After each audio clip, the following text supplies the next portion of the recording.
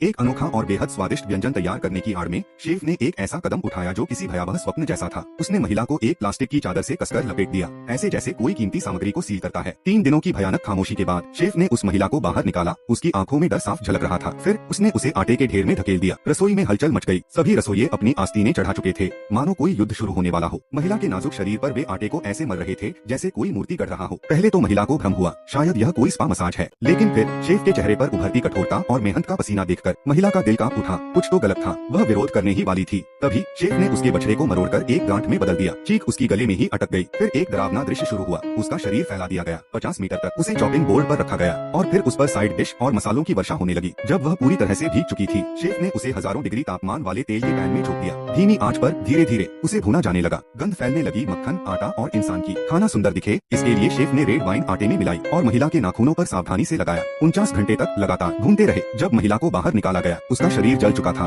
लेकिन उसकी आंखों में अब भी चिंगारी बाकी थी। शेफ ने उसके बाल काटे, उसे नया आकार दिया, जैसे किसी आर्टवर्क को अंतिम रूप दिया जा रहा हो। और फिर जीभ को कीटाणुरहित करने के लिए बंदूक का इस्तेमाल किया गया। एक अनूठा व्यंजन मेज पर सज चुका था। अमीर लोग एकत्र हो गए। उनकी आंखों में भूख, लालच और अधीरता थी। वह एक निवाले के लिए मचल रहे थे। पर तभी महिला की आंखें चमक उठी। उसने अचानक एक घंटी उठाई और जोर से हिला दी। अगले ही पल सभी अमीर लोग रस्सियों में बंध चुके थे।